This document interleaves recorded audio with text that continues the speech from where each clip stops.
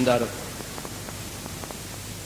سب سے پیشتر ہمارے آقا نامدار امام زمان مالک دو جہان نور خدا بن برحق نور مولانا شاہ کریم الحسینی حاضر امام کی مبارک نام پہ صلوات پڑھیے. اللہم صلی علی محمد و آل محمد.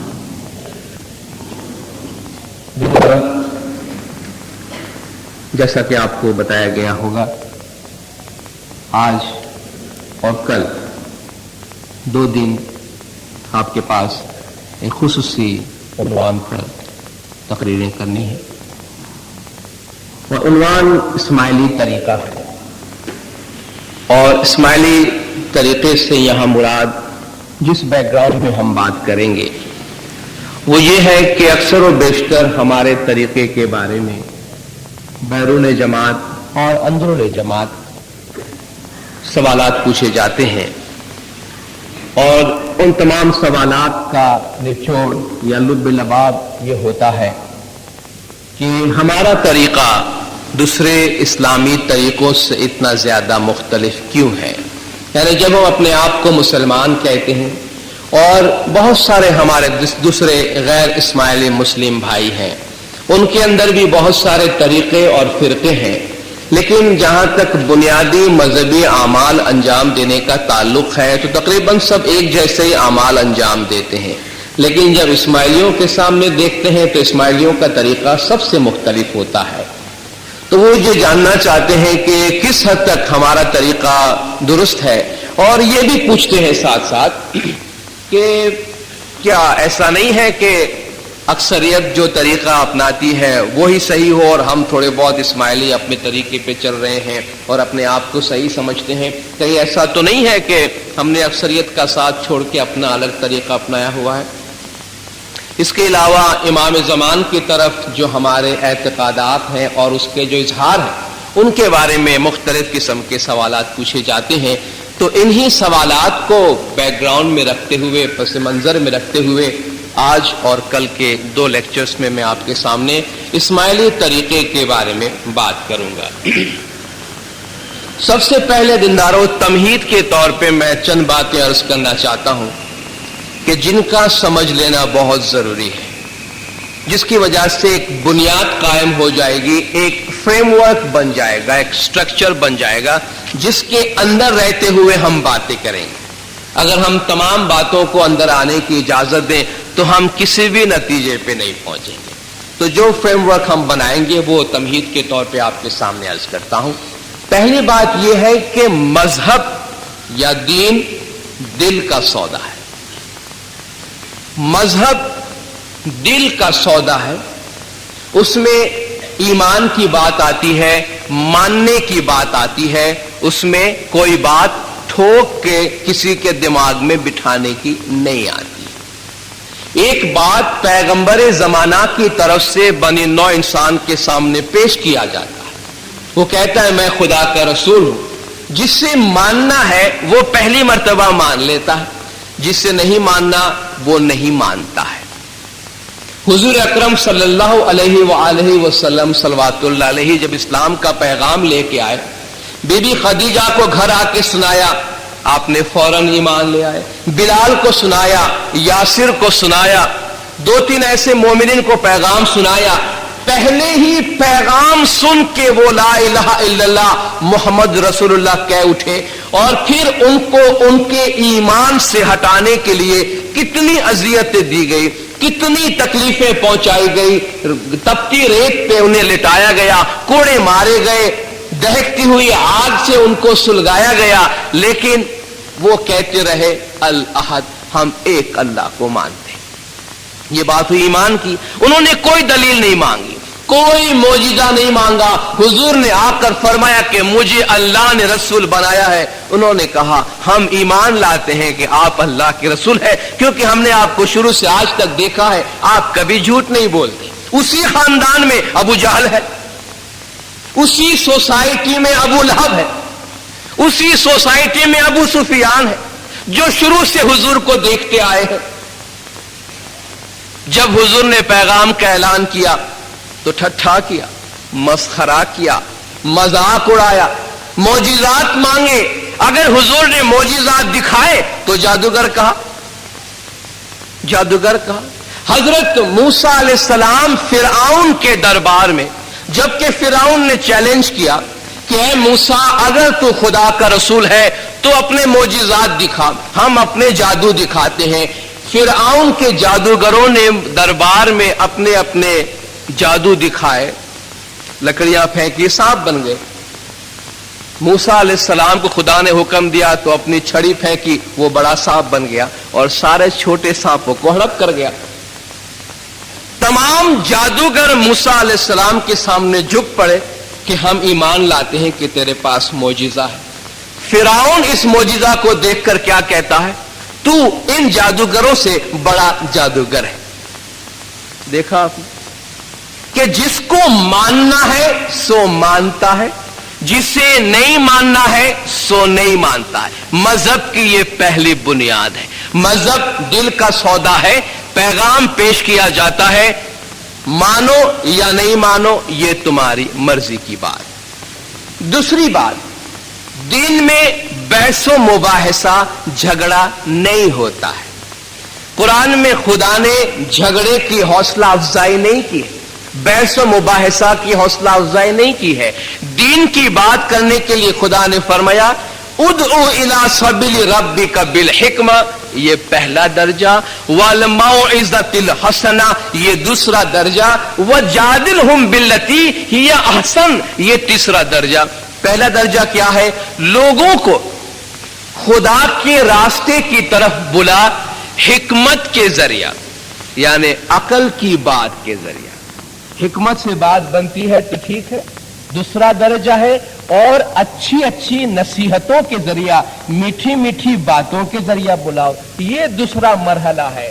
तीसरा मरहला वजादिलहुम बिल्लती ही अहसन, उनके साथ अगर बहस की जरूरत पेश आए तो करो, लेकिन अच्छे तरीके से करो, वरना मुखालिफिन की तरफ से अगर बहस मुबाहिसा किया जाता है, झगड़ा किया जाता है, खुदा उसको अप्रूव नहीं करता, बल्कि खुदा फरमाता है शयातीन इन्ना शयातीन ला यूहून इला औलियाहिम लियुजादिलू, शैतान अपने साथियों की तरफ वही करता है ताकि वो तुम्हारे साथ आके झगड़ा करे। गोया दीन के मामलात में, खुदा के मामलात में झगड़ना, बहुत ज्यादा बहस मुबाहिसा करना, खुदा उसे शैतान का अमल करार देता है। ये होगी दूसरी बात। तीसरी बात, दीन आसान है। दीन आसान है। युरीदुल्लाहु बिकुमुल युस्र वला युरीदु बिकुमुल उस्र, खुदा तुमसे आसानी चाहता है, खुदा तुमसे तंगी नहीं चाहता। वमा जाला अलैकुम फिद्दीन मिन हरज, दीन के मामलात में खुदा ने तुम पे कोई तंगी नहीं रखी, कोई तंगी नहीं रखी, आसान है। जिसको जिस तरीके से जी में आए अपने अपने तरीके पे अमल करता रहे।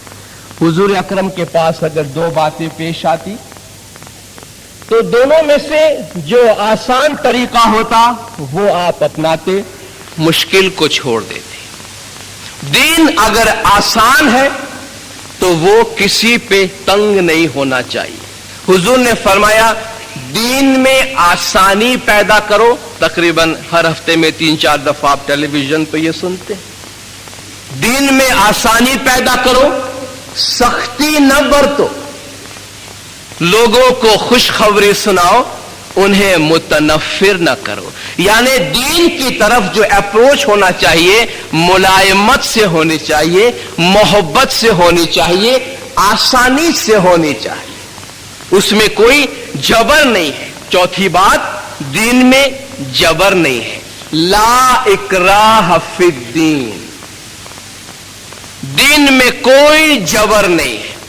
क्यों जबर नहीं है? खुदा फरमाता है हमने तुम में से हर एक के वास्ते अपना अपना तरीका मुकर्रर कर दिया है।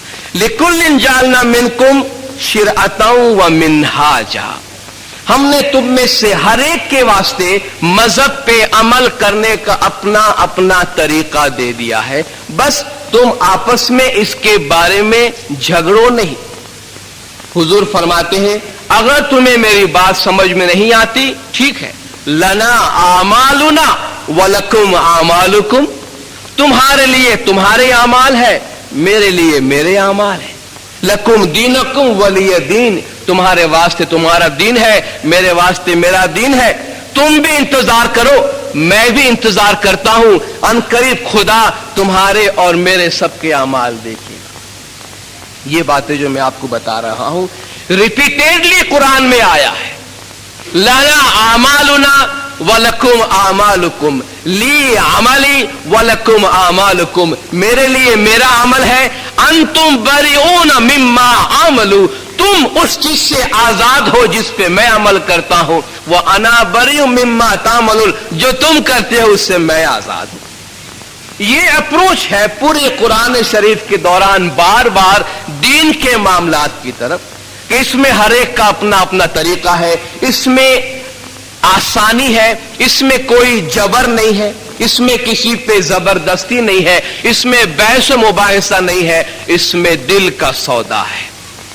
इस बुनियाद को सामने जब हम रखते हैं तो जब हमसे ये कहा जाता है और बार बार कहा जाता है कि आप हमारे मजहब की सदाकत से लोगों को कन्विंस कर दीजिए, कहते हैं कि भाई फलाना आदमी है, उसको कुछ शक हो गया इमाम की जात पे, हमारे तरीके के ऊपर, जमात खाना नहीं आता, आप आइए, आप उनको कन्विंस कर दीजिए, आप उनको मनवा दीजिए बात। और लोग समझते हैं कि शायद किसी के पास कोई जादू है कि कोई किसी को कन्विंस करा सकता है। कहते हुए हमारा तरीका सच्चा है तो हम चौक पे जाकर क्यों नहीं कहते, हम तबलीग क्यों नहीं करते, हम अपना ऐलान क्यों नहीं करते। जिंदारों, खुदा ने दावत हिकमत से करने को कहा है, नादानी से करने को नहीं कहा।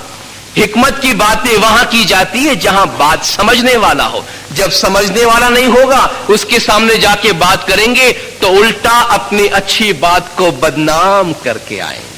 इसलिए अच्छी बात भी, हिकमत की बात भी नाअहलों के आगे नहीं करनी चाहिए। तो ये जो कहा जाता है दीनदारों कि आप आइए और उससे कायल कर दो, उससे कन्विंस कर दो कि हमारा तरीका सच्चा है। दीनदारों, हम इंतहाई हकीर, कमजोर और मामूली इंसान हैं। ये काम तो पैगंबरों ने भी नहीं किया। हम ये नहीं कह सकते कि वो नहीं कर सकते थे, लेकिन हम सवाल जरूर पूछ सकते हैं कि क्या वो कर सकते थे? अगर कर सकते थे तो क्यों नहीं किया? हुजूर, अगर सबको हम सारे अंबिया की बात छोड़ें, हम खातिमुन नबीयीन, सरवर अंबिया, सरदार रसूल की बात करते हैं, जिसके लिए खुदा ने फरमाया कुल या अय्युहन्नास इन्नी रसूलुल्लाहि इलैकुम जमीआ, कह दो कि ऐ लोगों, मैं तुम सब की तरफ खुदा का रसूल बनाकर भेजा गया हूं। कौन? खातिमुन नबीयीन फरमाते हैं किसके वास्ते आए थे? सारे जहान के लोगों के वास्ते। आपने अपने दौर में कितने लोगों को कन्विंस किया? लोग आते थे, बहस करते थे, मोजिजात मांगते थे। 23 साल की नबूवत, सख्त मेहनत के बाद कितनों को कन्विंस किया आपने? और आपकी तालीम आज 1400 बरस के बाद भी दुनिया की 1/4 को कन्विंस नहीं कर सकी है। नाउजुबिल्लाह, क्या हम ये कहें हुजूर की तालीम में कोई खामी है? हुजूर की तालीम में कोई कमी है? आप में ये ताकत नहीं है कि आप लोगों को कन्विंस करें, बल्कि कन्विंस करने का कोई उसूल ही मौजूद नहीं। दीन में हमारे इमाम ज़मान शाह करीम अल हुसैनी सल्लल्लाहु अलैहि खुदा की तरफ से मंसूस मिन जानिबिल्लाह रासिखून फिल इल्म है, इल्म लदुन्नी के मालिक है। क्या इमाम के पास ताकत नहीं है? लेकिन वो प्रिंसिपल नहीं है जिस पे हम डिमांड करते हैं कि आप आइए और कन्विंस कर दीजिए। कन्विंस करना हो तो हुजूर या इमाम एक दिन में सबको कन्विंस कर दे। खुदा फरमाता है कि मैंने तुम्हारे दरमियान तरीके बनाए हैं, अगर मैं चाहता, अगर खुदा चाहता तुम सबको एक उम्मत बना देता, लेकिन खुदा तुम्हारी आजमाइश करना चाहता है उन चीजों में जो कुछ उसने तुम्हें दिया है। और ये खुदा का काम है कि वो हर एक को उनके आमाल में फ्रीडम देता है। इसलिए पैगंबरों के बारे में फरमाया वमा अलर रसूल इल्लल बलाग, हमारे रसूल पे सिर्फ यही काम है कि वो पैगाम पहुंचा देता है। वमा अल रसूल इल्लल बलागुल मुबीन, रसूल का काम यह है कि वाज़ेह तौर पर अपना पैगाम पहुंचा दे, और ये पैगाम अंबिया ने पहुंचाया। और अगर किसी को मानना है तो मान लेता है, नहीं मानना है तो नहीं मानता है। तो हम इस बुनियाद पर पहुंचे कि मजहब में आप किसी को कायल नहीं कर सकते हैं, तो क्या कर सकते हैं? हम बलागुल मुबीन कर सकते हैं, यानी अपना मौकिफ बयान कर सकते हैं। हर तरीके वाला, हर मजहब वाला, हर दीन वाला क्या कर सकता है? अपना अपना तरीका क्या है, वो क्या मानता है और क्यों मानता है, अपने अपने मानने वालों को बयान कर सकता है। नहीं मानने वाला अगर जानना चाहता है तो उसको बता सकता है। उसके किसी क्रॉस एग्जामिनेशन में हिस्सा नहीं लेना चाहता और नहीं ले सकता है। यानी कोई मुझे या किसी इस्माइली को मुजरिम के कचहरे में खड़ा करके ये सवाल न करे कि तुम ये क्यों करते हो, ये क्यों करते हो, ये क्यों करते हो, क्योंकि हम किसी के मुजरिम नहीं हैं। अगर हम मुजरिम हैं तो दुनिया के सारे मजहब वाले मुजरिम हैं, क्योंकि अगर हम अपने तरीके पे अमल करते हैं तो सब अपने अपने तरीके पे अमल करते हैं। कोई हमारे जिरा करे तो हम भी किसी के जिरा करें, फिर वो मजहब नहीं रहेगा दीनदारों, वो मजहब नहीं रहेगा। और हुजूर फरमाते हैं कि भाई तुम किस बात में झगड़ते हो, जबकि वो अल्लाह तुम्हारा भी अल्लाह है, हमारा भी अल्लाह। तो फिर बहस किस बात पर है, झगड़ा किस बात पर है? तो ये कोई मुजरिम का कचहरा नहीं है कि जहां कोई इस्माइली को खड़ा किया जाए और उससे 100 सवाल पूछ लिए जाए, और अगर वो जवाब न दे सके तो ये फैसला दे दिया जाए कि वो काफिर है या मुसलमान नहीं है या मोमिन नहीं है। ये जो बातें हैं इसकी कोई बुनियाद नहीं है दीन के अंदर, इसकी कोई गुंजाइश नहीं है, कोई प्रिंसिपल नहीं है। इस तरीके पे जो अमल करता है वो खुद ही दीन से बेगाना है और दीन के खिलाफ अमल करता है, क्योंकि ला इकराह फिद्दीन, दीन में कोई जबर नहीं है। इस तमहीदी बुनियाद पे रह के हम अपना मौकिफ बयान करेंगे कि जब लोग जानना चाहते हैं कि हमारा तरीका क्या है, हमारा तरीका दूसरों से मुख्तलिफ क्यों है, तो वो किन प्रिंसिपल्स पे, किन बुनियादों पे दूसरों से मुख्तलिफ है, उसके बारे में हम बात करेंगे। और उसके लिए अगर हम एक प्रिंसिपल को समझें जो बुनियादी है, सारी तब्दीली, सारे फर्क की बुनियाद, तो हमें सब कुछ समझ में आ जाएगा। ये एक लफ्ज और एक नजरिया अगर हमें समझ में आ गया तो इस्माइली मजहब सर से पैर तक समझ में आ जाएगा। अगर ये एक लफ्ज या एक नजरिया समझ में नहीं आया तो इस्माइली मजहब की अलिफ बे भी हमारे समझ में नहीं आएगी। और वो नजरिया इमामत का नजरिया, वो नजरिया इमाम का नजरिया है। इमाम की जात है, इमाम का मकाम है, इमाम की अथॉरिटी है। क्योंकि जो कुछ नजर आता है इमाम ज़मान की असरात की वजह से है। भाई आप इमाम से दुआ क्यों मांगते हैं, इमाम के सामने सर क्यों झुकाते हैं, इमाम किस तरह आप पे गुनाह माफ कर सकता है, आपके अमाल दूसरों से इतने मुख्तलिफ क्यों है, सब जमाने के इमाम की वजह से है। तो हम पहले इमाम ज़मान की बात करेंगे और दूसरे मरहले में तब्दीली की बात करेंगे, और दरमियान में इमाम और कुरान का बाहमी रब्त क्या है। लोग हमसे पूछते हैं आप कितना कुरान पढ़ते हैं और कितने कुरान पे अमल करते हैं, आपका तरीका किस हद तक कुरान के मुताबिक है। तो इमाम और कुरान की रिलेशन की भी बात करेंगे, चेंजेस के नेचर की बात करेंगे, और नतीजे पे पहुंचेंगे कि इन मरहलों से गुजरने के बाद, इन राहों से गुजरने के बाद आज हमने ये सूरत इख्तियार की है और मुस्तकबिल में ये सूरत बदल सकती है। तो सबसे पहली बात, इमाम ज़मान का मकाम, ऑथोरिटी हमारे नजदीक क्या है।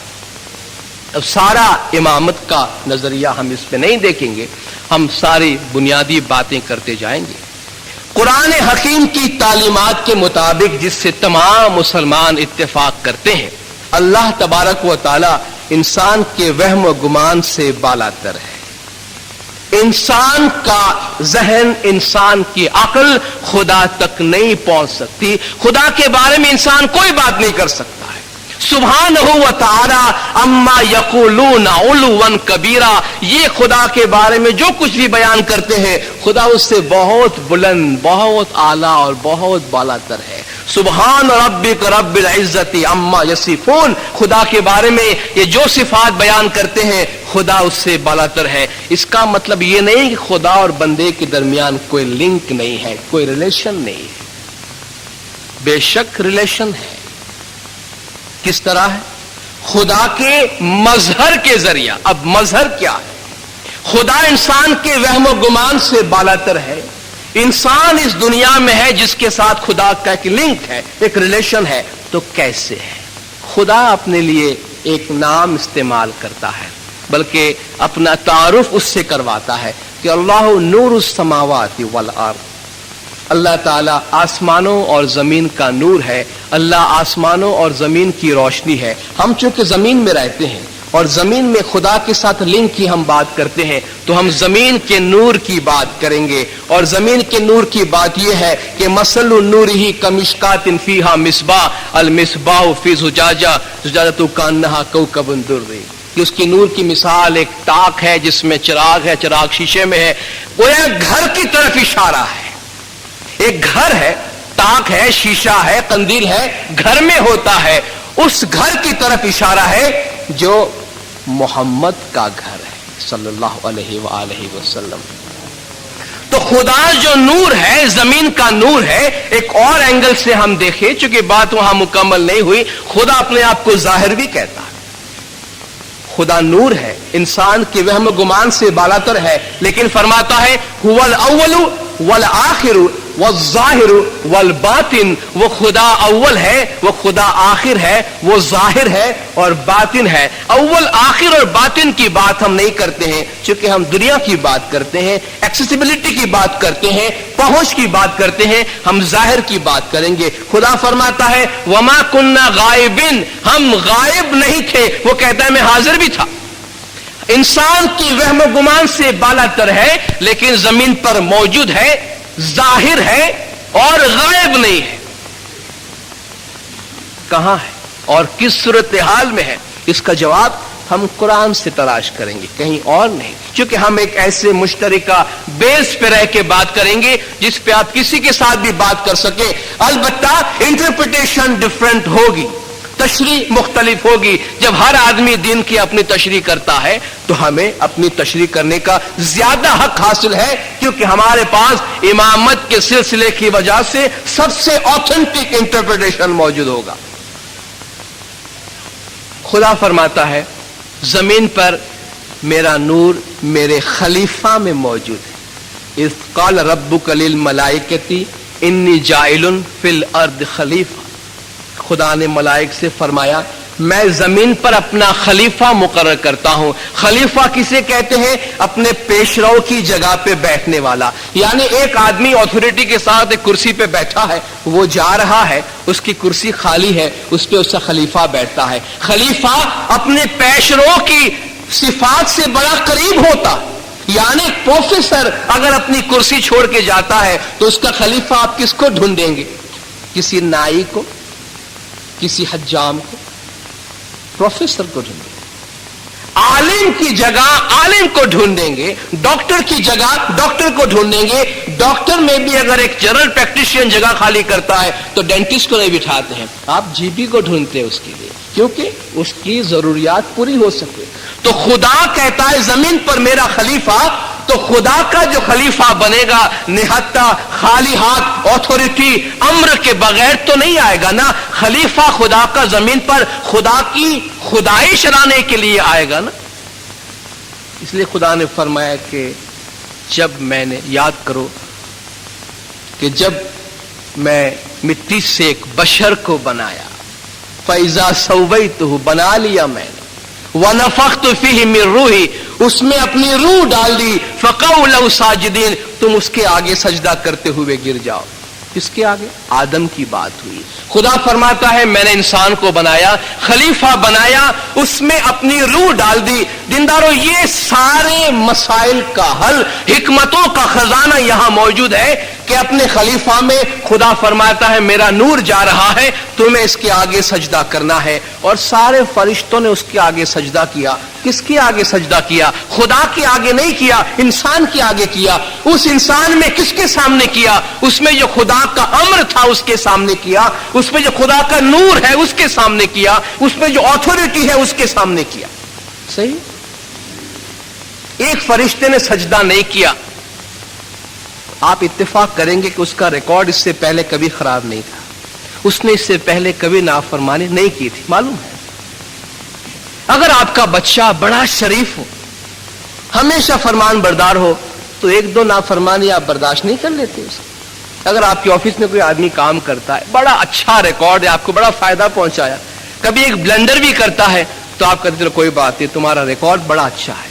ابلیس نے یہ کہا کہ میں آدم کو نہیں مانتا، خدا کو تو رب کہہ رہا تھا، خدا کو تو ربنا کہہ رہا تھا، رب بھی کہہ رہا تھا کہ اے میرے پروردگار. اس نے خدا سے بغاوت نہیں کی تھی. خدا کو شیطان بننے کے بعد بھی رب بھی کہتا رہا کہ میرے پروردگار یہ جو بنا ہے نا اس کو میں ایکسپٹ نہیں کرتا. خدا اس کا اتنا اچھا ریکارڈ، 36 کروڑ کتاب پڑھی تھی ایک مثال کے مطابق، اتنی عبادت، اس کو درگزر نہیں کر سکتا تھا.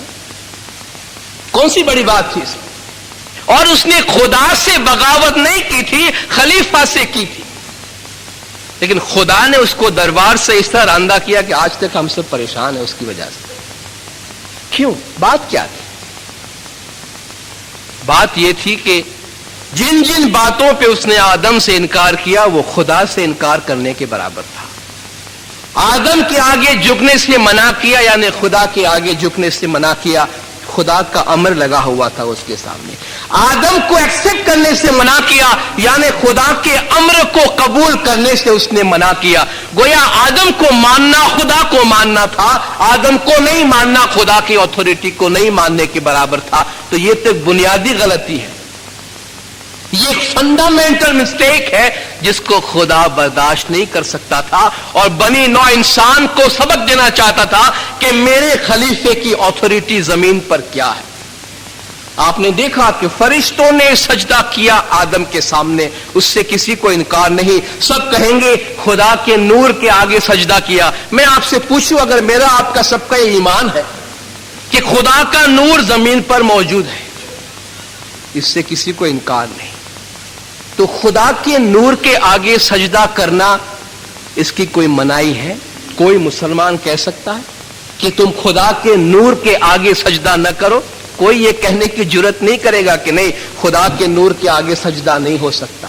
اگر میں کہوں کہ میرا ایمان ہے کہ خدا کا نور زمین پہ تمام انبیاء میں جاری رہا، حضور اکرم کی ذات سے ہوتے ہوئے آج امام زمان شاہ کریم الحسینی صلوات اللہ علیہ میں ہمارے عقیدے کے مطابق وہی نور ہے جو آدم میں تھا، تو مجھے اس کے سامنے سر جھکانے سے سجدہ کرنے سے کون منع کر سکتا ہے؟ تم اگر نہیں مانتے ہو کہ اس میں خدا کا نور ہے تو ہم اس پرنسپل پہ عمل کرتے ہیں کہ ہم کسی کو جبر نہیں کرتے مذہب کے معاملے میں، لیکن اپنی آزادی برقرار رکھتے ہیں. اگر ہمارا ایمان ہے کہ امام زمان میں خدا کا نور ہے، اگر فرشتوں کے واسطے جائز تھا خدا کے نور کے سامنے سجدہ کرنا، اگر حضرت یوسف علیہ السلام کے والد جو خود ایک پیغمبر تھے حضرت یعقوب، سورہ یوسف پڑھ لیجئے 12ویں سورہ قرآن شریف، یوسف علیہ السلام کے والد پیغمبر یعقوب، ان کی والدہ اور 11 بھائی یوسف علیہ السلام کے سامنے سجدہ کر سکتے ہیں. ایک پیغمبر دوسرے پیغمبر کے سامنے سجدہ کر سکتا ہے اپنی پوری فیملی کے ساتھ، تو ایک انسان بندہ خدا کے نور کے سامنے سجدہ نہیں کر سکتا. ٹھیک ہے اگر کوئی سمجھتا ہے نہیں کر سکتا ہے، یہ آپ کے ویوز ہیں، جس طرح ہمارے ویوز ہیں کہ کر سکتا ہے. اور اپنے اپنے ویوز پہ قائم رہیے. حضور نے فرمایا قیامت میں دیکھ لیں گے خدا تمہارے اور ہمارے اعمال دیکھتا ہے, وہ عنقریب تمہارے ہمارے بیچ میں فیصلہ کر دے گا. تو بات امر کی ہے, بات اتھارٹی کی ہے. زمین پر جو خدا کا خلیفہ بن کر آیا ہے, ساری اتھارٹیز کے ساتھ آیا ہے, اگر وہ زمین پر خدا کی کرسی پہ بیٹھا ہے تو ہم اپنی حاجات روائی کے لیے, اپنی ضرورتیں پوری کرنے کے لیے اس سے دعائیں کیوں نہ مانگیں؟ کیونکہ آپ کہتے ہیں خدا سے مانگو, خدا کہتا ہے میں تمہارے وہم و گمان سے بھی بالاتر ہوں, تمہاری عقل مجھ تک نہیں پہنچ سکتی ہے تو تمہارے الفاظ کیسے پہنچیں گے؟ جو خدا کہتا ہے کہ میں تمہارے وہم و گمان سے بالاتر ہوں, اس سے ہمارے کمیونیکیشن نہیں ہو سکتے. کمیونیکیشن اسی سے ہو سکتا ہے جو اس کا مظہر ہے. زمین پہ سیڑھی پہ فرمان لکھا ہوا ہے مولا کا. مولا نے فرمایا ہم زمین پر خدا کے دروازے ہیں, ہمارے ذریعہ خدا کی عبادت کی جاتی ہے, یعنی ہماری عبادت خدا کی عبادت ہے, ہمارے ذریعہ خدا کی فرمان برداری کی جاتی ہے, ہمارے ذریعہ خدا کی نافرمانی کی جاتی ہے. جو اپنے اعمال ہمارے ذریعہ بھیجتا ہے وہ مقبول ہے, جو ہمارے ذریعہ اعمال نہیں بھیجتا وہ مقبول نہیں. تو خدا کا خلیفہ زمین میں اتھارٹی کے ساتھ اگر آتا ہے تو وہ ہمارے گناہ بھی معاف کر سکتا ہے. وہ اگر اپنے امر سے ہمیں ثواب پہنچا سکتا ہے تو وہی اپنے امر سے ہمیں معاف کر سکتا ہے. آخری دلیل پیش کر کے اپنی جگہ لوں گا گناہوں کی معافی کے تذکرے کے ساتھ. حضور کی ذات کے بارے میں خدا نے فرمایا, یہ پیغمبر اور امام کے کام کے بارے میں, ان کی رسپانسبلٹی, ان کی جو ذمہ داریاں. کما ارسلنا فیکم رسولا من انفسکم یتلو علیکم آیاتنا ویزکیکم ویعلمکم الکتاب والحکمہ یعلمکم ما لم تکونوا تعلمون. تم میں ہم نے رسول بھیجا جو 4 کام کرتا ہے, تم پر ہماری آیتیں پڑھتا ہے, تم کو پاک و پاکیزہ کرتا ہے, تمہیں کتاب اور حکمت کی تعلیم دیتا ہے, اور تمہیں وہ کچھ سکھاتا ہے جو تم نہیں جانتے ہو. اس میں سے ایک بات ہم کرتے ہیں, پیغمبر کیا کرتا ہے؟ تزکیہ کرتا ہے. تزکیہ یعنی پاک و پاکیزہ کرتا ہے, تطہیر کرتا ہے. کہتے ہیں حضور تو اپنے زمانے میں گناہ معاف نہیں کرتے تھے, آج امام کیسے گناہ معاف کر سکتے؟ میں آپ سے پوچھتا ہوں, آپ نے کیسے کہہ دیا کہ حضور اپنے زمانے میں گناہ معاف نہیں کرتے تھے؟ قرآن کہتا ہے کہ حضور تزکیہ کرتے تھے. تزکیہ یعنی پاک و پاکیزہ کرتے تھے. پاک و پاکیزہ کرنے کی 2 ہی طریقے ہیں, ایک تو ظاہری ہے, ایک باطنی ہے. ظاہری پاکیزگی یہ ہے کہ آپ پانی سے اپنے بدن کو دھوئیے, یا تو حضور ہمارے ظاہری پاکیزگی کرتے تھے یا باطنی کرتے تھے. اگر ظاہری کرتے تھے تو میرے خیال سے تاریخ میں ایسی کوئی بات نہیں ملتی کہ حضور روزانہ ہر ایک مسلمان کو نعوذ باللہ پانی سے دھویا کرتے تھے. تو نبی صاحب ظاہری تزکیہ نہیں کرتے تھے, تو باطنی کرتے تھے کہ قرآن میں لکھا ہوا ہے کہ حضور تمہارا تزکیہ کرتے ہیں, پاکیزہ کرتے ہیں. تم پاکیزہ کرنے میں کیا عمل ہوتا ہے؟ پاکیزہ کرنا کس کو کہتے ہیں؟ یعنی کوئی چیز گندی ہو گئی ہے اس کو صاف کرتے ہیں. ٹھیک, کیا گندی ہو گئی, کیا صاف کریں؟ باطنی پاکیزگی میں دل گندا ہو گیا ہے, روح گندی ہو گئی ہے, اس کو صاف کرتے ہیں. روح کیسے گندی ہوتی ہے بھائی؟ روح کیسے گندی ہے؟ دل کیسے میلا ہوتا ہے؟ ایک ہی کام سے میلا ہوتا ہے, گناہ کرنے سے, نافرمانی کرنے سے, برے اعمال کرنے سے, خدا کی مرضی کے خلاف کام کرنے سے دل گندا ہوتا ہے, میلا ہوتا ہے. تو حضور گناہ تو معاف نہیں کرتے تھے, بھلا اور کیا صاف کرتے تھے ہمارا؟ گناہ کے اثرات دل پہ پڑتے تھے, اس سے دل اور روح میلے ہوتے, اس کو اپنے امر کے ذریعہ پاک و پاکیزہ کرتے تھے. ورنہ تزکیہ سے اور کیا مراد؟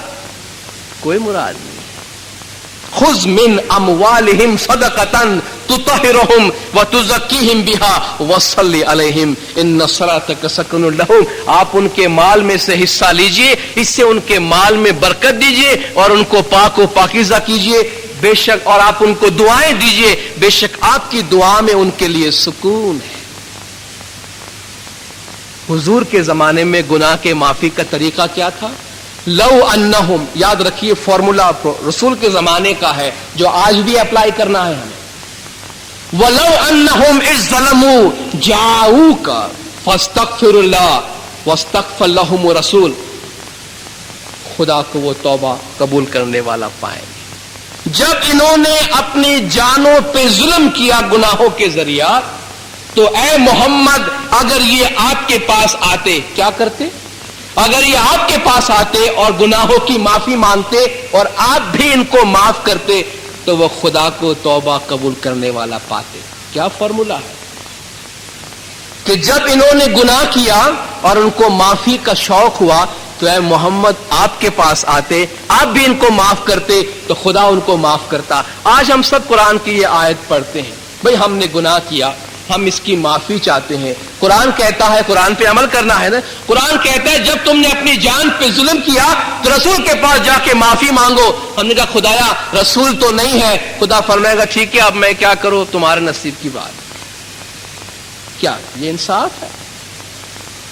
آج ہم قرآن پڑھتے ہیں، قرآن کہتا ہے جب تم نے اپنی جان پہ ظلم کیا تو رسول کے پاس جاؤ. ہم نے کہا رسول نہیں، آج رسول موجود ہے، رسول کا جانشین موجود ہے، رسول کی اتھارٹی کے ساتھ مولا موجود ہے. ہم ان کے پاس جاتے ہیں، ہاتھ جوڑتے ہیں اور کہتے ہیں کہ یا مولا قرآن کی آیت کے مطابق ہمیں رسول کے پاس جانا ہے، رسول کے پاس آپ کے پاس جانا ہے. ہم اپنے گناہ آپ کے پاس لے کر آئے ہیں، یا مولا آپ ہمیں معاف کیجئے. اور مولا فرماتے ہیں کہ ہم نے تمہارے تمام گناہ معاف کیے.